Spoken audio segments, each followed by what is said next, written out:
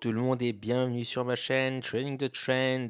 On se retrouve aujourd'hui pour parler de Yieldzilla, un autre fork de Titano qui ressemble énormément à Seifu. Donc j'ai envie de dire un fork de Seifu, mais c'est pas terrible comme réputation, comme vous avez pu le voir sur ma chaîne déjà. Alors pourquoi ça? Parce que on est sur un rebase de toutes les 15 minutes et non toutes les 30 minutes comme Titano. Vous pouvez le voir là, d'ailleurs, ça pop de manière assez régulière. Voilà, toutes les 15 minutes. Ils promettent un APY énormissime de près de 1 million précisément 916 474% par an. Donc déjà de prime abord, vous savez que c'est un projet ultra risqué avec un API aussi énorme. Il faudra voir s'ils arrivent à faire face à l'inflation, ce qui n'est pas du tout dit. Pour le reste, bon, le classique auto-staking, même si ça n'est pas du staking. Une partie du volume, bien sûr, va servir à alimenter la LP, la pool de liquidité, pour pouvoir tout le temps acheter du Yieldzilla s'il faut. Ça, ces deux features-là, l'Insurance Fund et la trésorerie, sont des wallets classiques de tout Agano Fork. L'Insurance Fund, c'est surtout pour stabiliser d'abord le prix. La trésorerie, qui va aller en support de l'Insurance Fund si ça n'est pas suffisant. Et ce sera pour réaliser ici la trésorerie, d'autres investissements dont la team penserait que ce serait pertinent de le faire. Ils reprennent le Fire Pit de Seifu, le Black Hole, je ne sais pas s'ils ont accès au Black Hole. La team dit officiellement que non, bien entendu, ce sera un wallet qui ne sera pas mort, entre guillemets, c'est-à-dire que ce ne seront pas des tokens qui n'auront plus aucune utilité. Ces tokens yield vont s'accumuler sur ce portefeuille-là qui va lui travailler comme tout autre portefeuille. Cette fonction de burn, et je mets des gros guillemets dessus, sur ce burn-là, puisque ces tokens ne sont pas détruits, ils sont juste accumulés sur un wallet qui supposément dont la team n'aurait plus accès. Ce qui sera intéressant au bout d'un moment, c'est ceci, l'audit de Certic. Il aura lieu après le launch du projet. Il a déjà été audité par une autre compagnie. Je vais revenir dessus un peu plus tard. Mais ce serait intéressant de voir ce que Certic pense de tout ça, surtout après avoir pointé du doigt notamment le faux Firepit de Seifu, ou du moins le faux Firepit, la fausse fonction de burn. Ce n'est pas du burn, c'est juste des tokens qui sont mis sur un wallet dont la promesse est de ne plus y toucher. De l'extérieur, évidemment, c'est difficile de faire comme ça confiance sans garantie, mais il n'y en a aucune, hein. On va aller voir ce qui est plutôt intéressant maintenant, à savoir le white paper. Alors, nous y sommes. Ici, c'est que du blabla, enfin, semi-marketing, semi-descriptif de ce que je vous ai déjà dit. Leur insurance fund, il l'appelle Yes Fund, qui va recevoir 5% des frais de transaction. Et ce fonds, qui est le RFV, l'équivalent du RFV dans les forks Titano et chez Titano, c'est pour stabiliser le prix et permettre la distribution des récompenses de manière continue. Ça, c'est les PY dont je vous ai parlé. Et il est valable pour les 12 prochains mois après le launch. La deuxième année, il sera réévalué et ça sera certainement à la baisse si le projet survit jusque-là. Le rebase a lieu toutes les 15 minutes, mais ça, je l'ai déjà dit. La fonction de burn automatique, bon, reste à voir comment ça se passera au niveau de ce wallet Black Hole, surtout si Certic vient auditer. Ensuite, eux disent qu'ils ont réparé un souci sur le dit de Seifu fait par Solidity. Je ne sais pas trop ce qu'ils ont fait honnêtement. On va aller voir le dit de Seifu fait par Solidity. Là, Solidity avait pointé du doigt un risque médium. Celui-ci a été résolu comme vous le voyez. Bon, ça n'est pas celui-là, ce serait donc celui-ci, où sur les transactions vraiment minimes, le calcul des frais d'achat et de vente n'est pas garanti. Et là, il y a une recommandation de simplement changer l'ordre des calculs, c'est-à-dire faire intervenir la multiplication avant la division. Bon, si ça n'est que ça, pourquoi pas après tout, hein. Là, ils insistent que, contrairement à ces fous, ils ne pourront pas accéder à leur portefeuille Black Hole. Alors, je ne connaissais pas ce projet il y a 48 heures, et quand j'ai eu vent de ce projet, je n'étais pas allé voir encore leur white paper, donc je ne sais pas si cela a été rajouté après tout le drama autour de Certic versus Seifu. Ça, rien de spécial, on en a déjà parlé, on passe à la suite. Donc ça, c'est le REV, enfin le Yes Wallet pour eux, la trésorerie, très bien. Le Black Hole, on a l'adresse ici officielle, donc on pourra aller vérifier ce qui se passe dessus. À mon avis, rien, ça va juste accumuler des tokens au départ. Ce sera surtout au bout d'un certain temps, quand ça aura atteint une taille critique, même au bout de un mois, voire quelques semaines, ça pourra déjà atteindre 10-15% des tokens totaux. Il sera intéressant à ce moment-là de voir, d'avoir une audit certique pour rassurer un peu tout le monde. Contrairement à Safehouse, c'est 3% des frais de transaction qui iront à ce black hole. Chez Safehouse, c'est 2,5%. Alors, la pre-sale, le prix de la pre-sale, ce sera 1 BNB pour 25 tokens Yieldzilla. La pool de liquidité serait lockée pour 69 ans, mais vous savez ce que je pense de ces locks de pool de liquidité. Alors, certes, ça pourrait être locké, mais je ne suis pas convaincu qu'il n'y a pas un loophole, un workaround, une manière de contourner ce problème pour pouvoir retirer les fonds, comme c'est le cas pour Safehouse, où la pool de liquidité est lock via la technologie de la blockchain, mais il existe un moyen contourné pour venir siphonner toute cette liquidité, tout cet argent qui serait sur la paire YDZ BNB. Officiellement, ce sera lock pour une durée des 69 ans, ça sera fait après le launch, puisque cette pool de liquidité n'existe pas encore. Bon, le reste, ça c'est du blabla marketing, ça également. Alors, ça c'est déjà plus intéressant, c'est comment est-ce que ils envisagent de réduire les APY sur le temps. Sur la première année, ce sera très stable. Après, ce sera déjà 10 fois moins, même un peu plus de 10 fois moins. Donc la première année, on a 900 000% de bonus. La deuxième, on tomberait autour de peut-être 80 000%. Et ensuite, on tomberait bien plus bas après 18 mois pour les 6,5 années à venir. Et après 8 années, on aurait quasiment plus grand-chose, mais si le protocole arrive à survivre jusque-là, ce sera déjà une prouesse inattendue. Voyons voir comment cela se comporte déjà sur les premiers mois. Mais vous avez ici en tout cas l'évolution des APY prévus par le protocole. Alors, ça se passera sur la Binance Smart Chain, sur la BSC. Il y aura un supply total de 3,25 milliards de tokens. Et ça va être launch avec beaucoup moins de tokens. Je vais vous dire ça après, lorsque je vais vous parler de la pre-sale publique, celle-ci, de la pre-sale publique qui a lieu demain. Ça se passera sur PancakeSwap principalement, via la paire YDZ-BNB.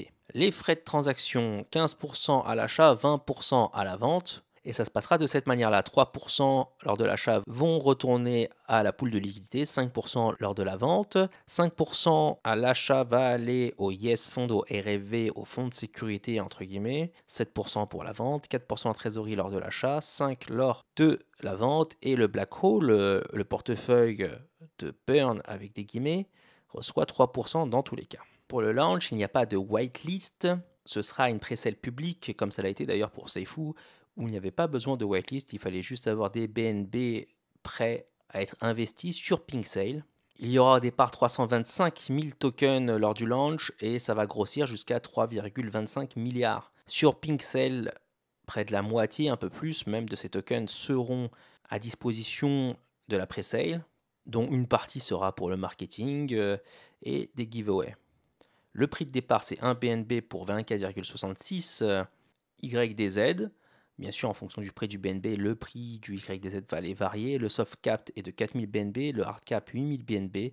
Cela pourrait être atteint relativement rapidement au vu de la taille de leur serveur Discord déjà.